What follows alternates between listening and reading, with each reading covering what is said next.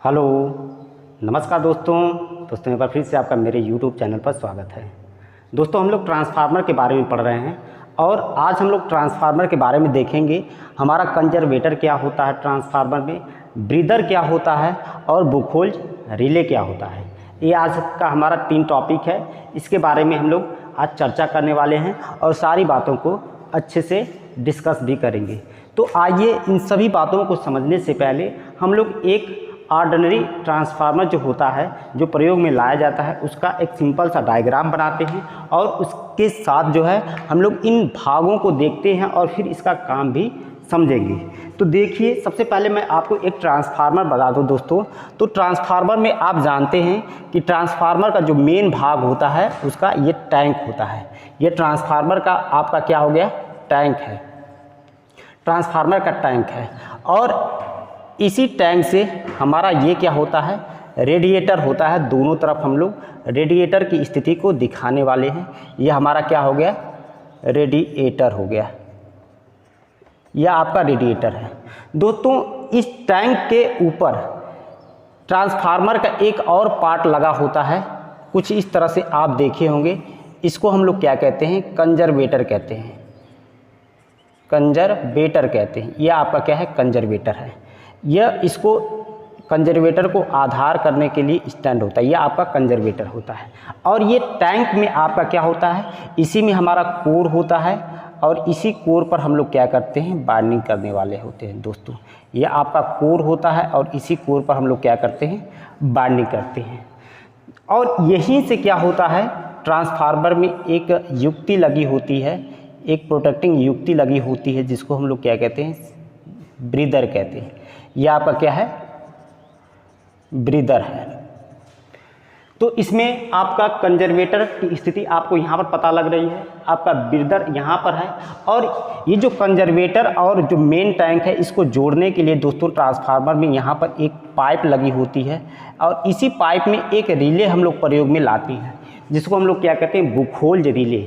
यहाँ पर जो हमारी रिले लगेगी, यहाँ पर जो कंजर्वेटर और जो मेन टैंक है, इसके बीच में जो हमारी रिले लगेगी, इसी को हम लोग क्या कहते हैं, यहाँ पर रिले है, इसी रिले को हम लोग क्या कहते हैं, बुखोल्ज रिले कहते हैं। और यह आपका ट्रांसफार्मर का यहाँ पर कोर होने वाला है और ये क्या है, ट्रांसफार्मर की बाइंडिंग है। अगर ये फिगर आपको समझ में आ रहा होगा कि ट्रांसफार्मर का हमारा कुछ इस तरह का फिगर होता है, तो इसी के माध्यम से आपको कंजर्वेटर, ब्रीदर और बुखोल्ज रिले की स्थिति समझ में आएगी और इसका कार्य भी समझ में आने वाला है। तो सबसे पहले आइए हम लोग देखते हैं कंजर्वेटर के बारे में, यानी कंजर्वेटर। यह कंजर्वेटर जो होता है, सबसे पहली बात कि जो कंजर्वेटर होता है वो मेन टैंक के ऊपर जो सिलेंड्रिकल टाइप का भाग आपको दिखता है, उसको हम लोग क्या कहते हैं, कंजर्वेटर कहते हैं। यानी मेन टैंक के ऊपर क्या लिखेंगे आप, जो है मेन टैंक के ऊपर क्या होता है, स्थित होता है, स्थित होता है। अब ये दोस्तों आप कहेंगे कि भाई कंजर्वेटर स्थित होता है, हम देखे भी हैं जो बड़े ट्रांसफार्मर होते हैं उसमें कंजर्वेटर के मेन टैंक के ऊपर जो होता है कुछ इस तरह की सिलेंड्रिकल टाइप की छोटी संरचना बनी होती है, जिसका नाम आज हम लोग जान गए, उसको हम लोग कंजर्वेटर कहते हैं। अब इसका काम क्या होता है, काम दोस्तों मैं आपको बता दूं कि कंजर्वेटर का जो काम होता है, ये इसका सामान्य रूप से जो काम होता है, जैसे ये मेन टैंक है, मेन टैंक में क्या होता है, आपका ट्रांसफार्मर का ऑयल भरा होता है, जिसको मिनरल ऑयल या एस्करल ऑयल या खनिज तेल भी कहते हैं। यानी मेन टैंक में आपका क्या होता है, यहाँ पर देखिए जो आपका मेन टैंक है, इसमें क्या होता है, ट्रांसफार्मर ऑयल होता है। और इस ट्रांसफार्मर ऑयल का आप नाम भी जानते रहिए, इसको हम लोग क्या कहते हैं, खनिज तेल कहते हैं, या इसी को हम लोग क्या कहते हैं, मिनरल ऑयल कहते हैं, मिनरल ऑयल, या एक और नाम होता है इसका एस्करल ऑयल भी कहते हैं। तो ये ट्रांसफार्मर तेल होता है। और जब जानते हैं कि ट्रांसफार्मर जो तेल होता है, और ये तेल कैसा होता है, ऑयल कैसा होता है, ये इसका जो प्रॉपर्टी होता है, उसकी जो प्रॉपर्टी होता है इंसुलेटिंग की क्या होती है, इसकी क्या होती है, प्रॉपर्टी होती है। इसका जो गुणधर्म होता है वह इंसुलेशन प्रदान करना होता है। और किसके बीच में इंसुलेशन प्रदान करना होता है, हमारा जो बाइंडिंग है और जो हमारा टैंक का जो हमारा कवर है उसके बीच में क्या करता है, इंसुलेशन प्रदान करता है। यानी इंसुलेशन किसके बीच में प्रदान करता है, बाइंडिंग और किसके बीच में इंसुलेशन प्रदान करता है, बाइंडिंग और जो हमारा मेन टैंक है, मेन टैंक के बीच में हमारा क्या करता है, इंसुलेशन प्रदान करता है। तो ये आपका किसका काम हो गया, ऑयल का काम हो गया दोस्तों। यह बाइंडिंग और हमारा जो मेन टैंक होता है उसके बीच में इंसुलेशन प्रदान करता है। और दूसरा काम आपका जो हमारा ऑयल होता है इसका दूसरा काम ये होता है कि कूलिंग का भी काम करता है, कूलिंग का भी काम करता है, माने बाइंडिंग को ठंडा करने का काम करता है। कूलिंग किसकी करता है, ये कूलिंग करता है आपकी बाइंडिंग का। यानी जो हमारे ट्रांसफार्मर के कोर पर जो बाइंडिंग करते हैं वो जब हीट होती है तो ट्रांसफार्मर में जो ऑयल होता है उसको ऑयल ठंडा करने का भी काम करता है। अब दोस्तों अब जानते हैं कि जब ट्रांसफार्मर पर लोड हम लोग लगाते हैं तो इसकी बाइंडिंग में क्या होगा, करंट बहेगा, मैंने विद्युत धारा प्रवाहित होगी और विद्युत धारा प्रवाहित होने से इस बाइंडिंग में क्या होगा, हीट पैदा होने वाला है। यानी जब हम लोग बाइंडिंग को क्या करेंगे, यानी इस ट्रांसफार्मर पर हम लोग क्या लगाएंगे दोस्तों, लोड लगाएंगे। क्या लगाने वाले हैं, लोड लगाने से क्या होगा, हमारी करंट बहेगी और करंट बहने से क्या होने वाला है दोस्तों, करंट बहने से इस बाइंडिंग में क्या होगा, वाइंडिंग में लॉस होने वाला है, वाइंडिंग में क्या होने वाला है, लॉस होगा। और ये लॉस कितना होता है, I²R के थ्रू हम लोग लॉस का मान निकाल सकते हैं। यहाँ पर जब लॉस होगा दोस्तों, तो लॉस होगा तो तेल हमारा क्या होता है, जो ट्रांसफार्मर में मेन टैंक में जो तेल होता है वह गर्म होता है। और आप जानते हैं जब ये लॉस होगा तो जो हमारा ऑयल होगा, यह क्या होगा, ऑयल क्या होने वाला है, हीट होने वाला है। और हीट होकर इसका क्या होगा, विस्तार होगा, एक्सपेंशन होने वाला। हीट होकर क्या होने वाला है, विस्तार, यानी एक्सपेंशन होने वाला है, विस्तार होने वाला है, यानी विस्तार होने वाला है। तो बताइए अगर ये जब तेल हमारा गर्म होकर फैलेगा, जैसे आप जानते हैं, आप अपने घर पर देखे होंगे जो हमारी कढ़ाई होती है उसमें तेल गर्म होता है तो तेल क्या होता है, फैलता है। यानी जब तेल गर्म होकर उसका एक्सपेंशन होगा तो वो फैलेगा, तो उसको फैलने के लिए जगह चाहिए दोस्तों। और जैसे अगर जगह नहीं रहेगी तो हमारा ट्रांसफार्मर का जो मेन टैंक है वो ब्लास्ट कर जाएगा। तो मेन टैंक में जब हमारा ट्रांसफार्मर ऑयल का एक्सपेंशन होता है तो मेन टैंक से तेल हमारा कहाँ जाता है, कंजर्वेटर में जाता है। आप ध्यान में रखेंगे, मेन टैंक से हमारा तेल कहाँ जाता है, कंजर्वेटर में जाता है। और इस कंजर्वेटर में जब मेन टैंक से तेल हमारा कंजर्वेटर में जाता है तो यहाँ पर तेल जाने के बाद ठंडा होता है। कंजर्वेटर में जाने के बाद तेल क्या होता है, हमारा तेल ठंडा होता है और ठंडा होने के बाद पुनः वापस क्या होता है, मेन टैंक में आता है। तो यहाँ तक आपका हो गया है, यानी एक्सपेंशन होता है, विस्तार होता है। और विस्तार होने के बाद जो हमारा ऑयल होता है वो किस में जाता है, हमारा ऑयल किस में जाता है, कंजर्वेटर में जाता है दोस्तों। कंजर्वेटर में हमारा क्या होता है, ऑयल जाता है। और कंजर्वेटर में जाकर फिर ऑयल क्या होता है, कूल होता है। यानी ट्रांसफार्मर ऑयल की क्या होती है, कूलिंग होती है। और कूलिंग होने के बाद पुनः ही ये क्या आता है, मेन टैंक में आता है। कूलिंग होने के बाद पुनः किस में आता है, मेन टैंक में आता है, मेन टैंक में आता है। तो इतना जो होता है प्रोसेस होता है। अब इन सभी प्रोसेस में आपने देखा कि जब ट्रांसफार्मर ऑयल गर्म हुआ, कंजर्वेटर में गया और कंजर्वेटर में ठंडा हुआ और ठंडा होने के बाद पुनः ही क्या हो गया, मेन टैंक में आ रहा है। तो यहाँ पर जो कंजर्वेटर का काम होता है वह किसका, मेन टैंक की सुरक्षा करना होता है। मेन टैंक की क्या होता है, सुरक्षा करता है एक तरह से कंजर्वेटर। अगर ये कंजर्वेटर न रहे तो ट्रांसफार्मर जब ऑयल हीट होगा तो इसको फैलने के लिए जब जगह नहीं रहेगी तो ये ब्लास्ट कर जाएगा। और ब्लास्ट कर जाएगा तो ट्रांसफार्मर हमारा बेकार हो जाएगा। तो ये केयर करता है मेन टैंक का। यानी जो हमारा कंजर्वेटर होता है दोस्तों, यह क्या करता है, जो मेन टैंक होता है उसमें जो ऑयल होता है उसका केयर करता है। तो यहाँ पर आप कंजर्वेटर का काम लिखने वाले हैं, मेन टैंक में ऑयल की एक तरह से देखभाल करना, यानी केयर करना। क्या करना, आपका केयर करना, देखभाल करना होता है। तो ये हमारा कंजर्वेटर का काम होता है।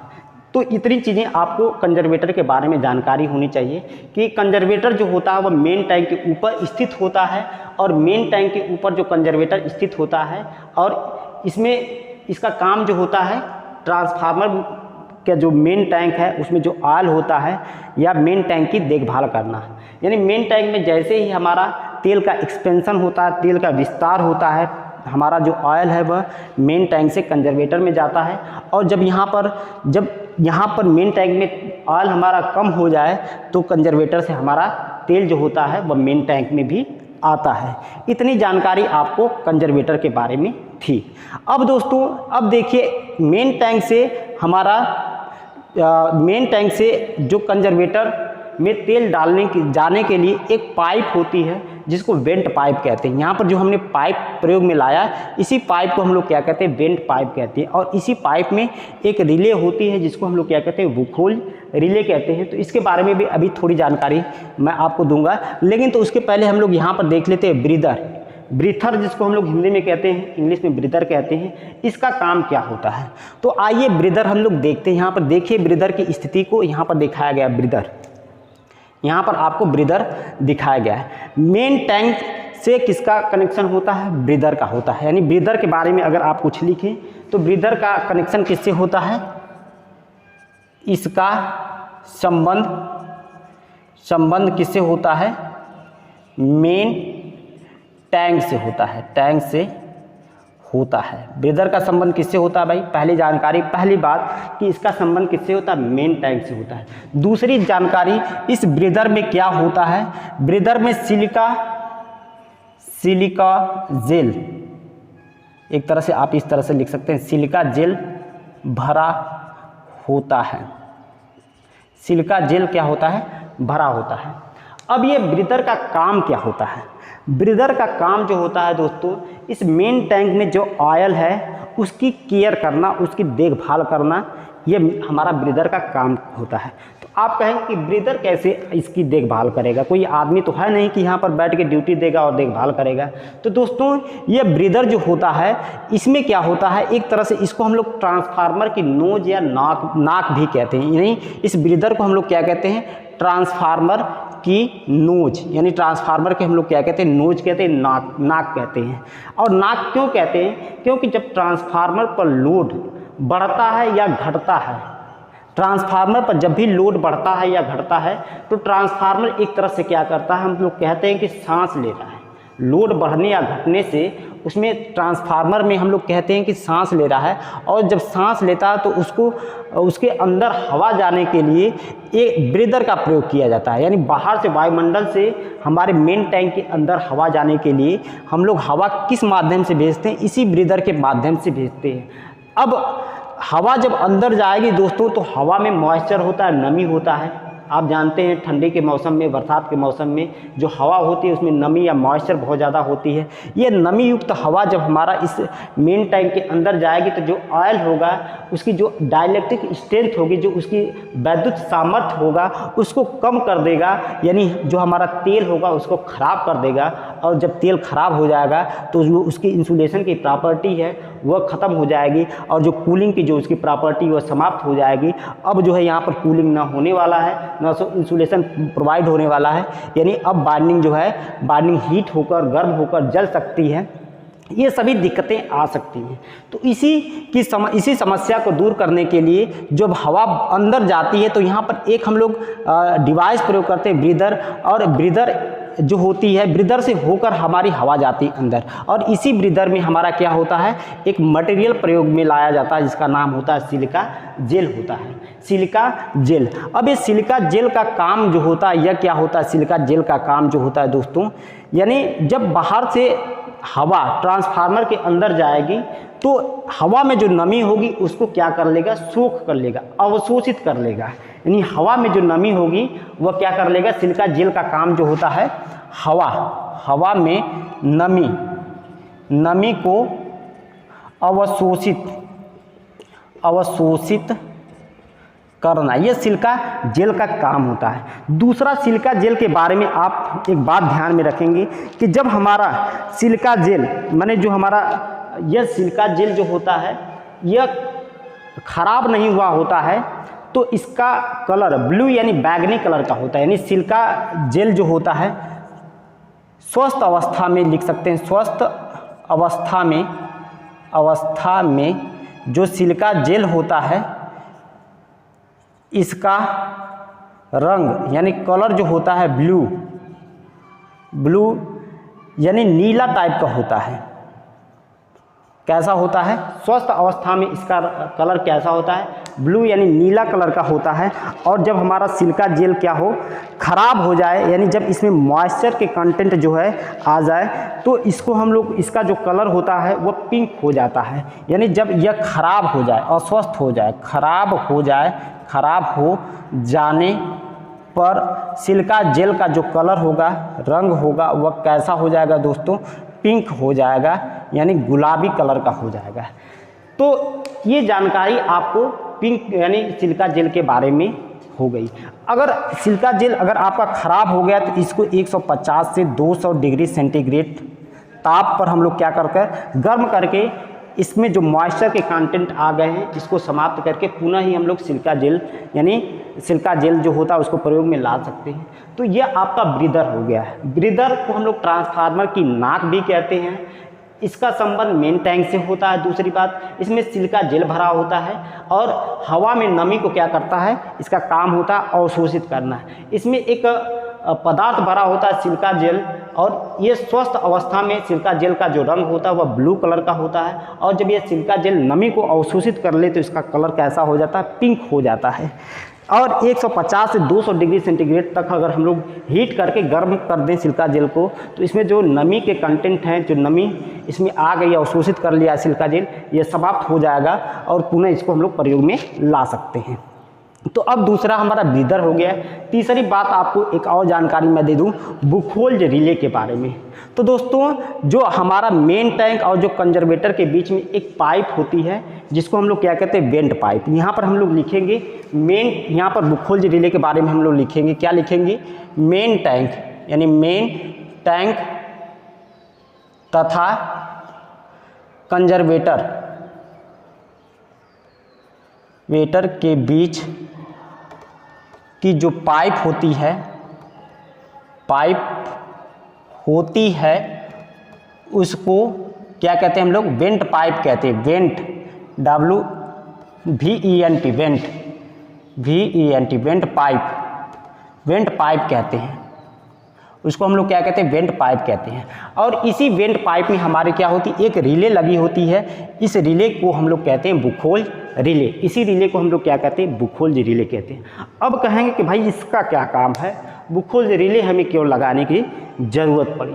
तो दोस्तों, अब बुखोल्ज रिले की आवश्यकता यहाँ पर इसलिए पड़ी कि मान लीजिए कि ट्रांसफार्मर में कोई फॉल्ट आ रहा है, और फॉल्ट आने के बाद अगर उस फॉल्ट को दूर न किया जाए तो ट्रांसफार्मर हमारा जल सकता है, ट्रांसफार्मर हमारा ख़राब हो सकता है। और ट्रांसफार्मर एक बहुत ही महंगी इलेक्ट्रिकल मशीन होती है, और एक बार यह ख़राब हो जाए तो बहुत ज़्यादा नुकसान हो सकता है।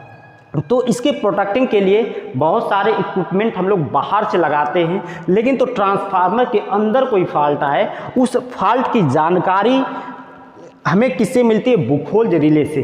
तो बुखोल्ज रिले का काम जो होता है इंटरनल फॉल्ट के बारे में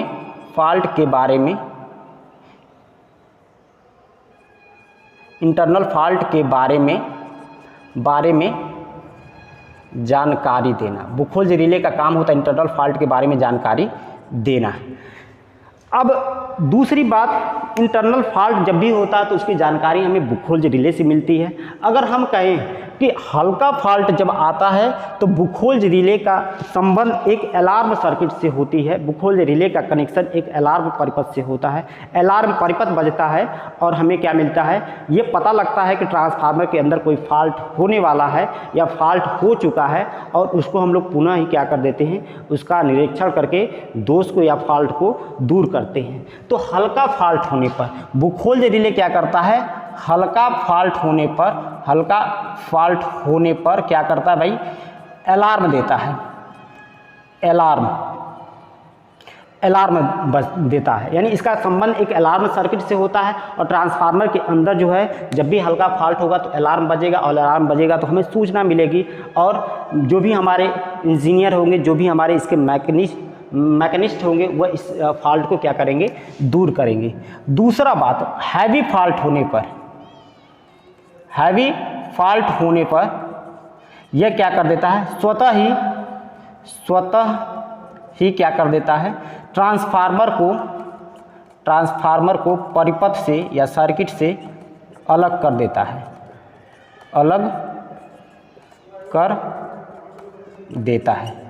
तो ये जानकारी आपको किसके बारे में हो गई, बुखोल्ज रिले के बारे में। बुखोल्ज रिले के बारे में मैंने आपको क्या बता दिया दोस्तों, 2-3 जानकारी दिया। सबसे पहले जो बुखोल्ज रिले कहाँ पर स्थित होती है, जो मेन टैंक होता है और जो कंजर्वेटर होता है, इसके बीच में जो हमारा कनेक्शन इस वेंट पाइप के द्वारा होता है, इसी में एक रिले स्थित होती है जिसको हम लोग क्या कहते हैं, बुखोल्ज रिले कहते हैं। और जो पाइप होती है उसका नाम भी आपको ध्यान देना है, उसको हम लोग क्या कहते हैं, वेंट पाइप कहते हैं।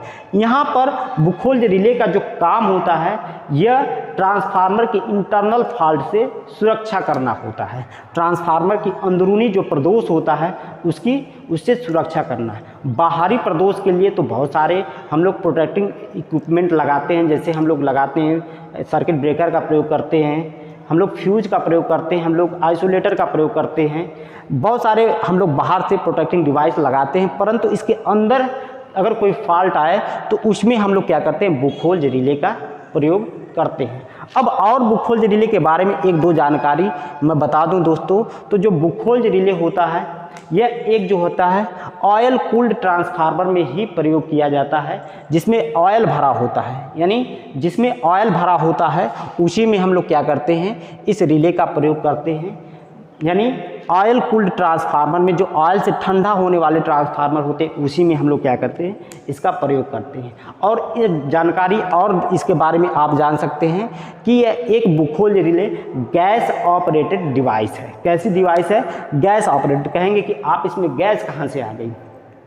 तो दोस्तों यहाँ पर जब ट्रांसफार्मर ऑयल गर्म होता है, तो जब ट्रांसफार्मर ऑयल गर्म होता है तो ऑयल तेज़ी से कंजर्वेटर की तरफ भागता है और उससे बहुत सारी हमारी क्या होती है, गैसेस भी उत्पन्न होती हैं।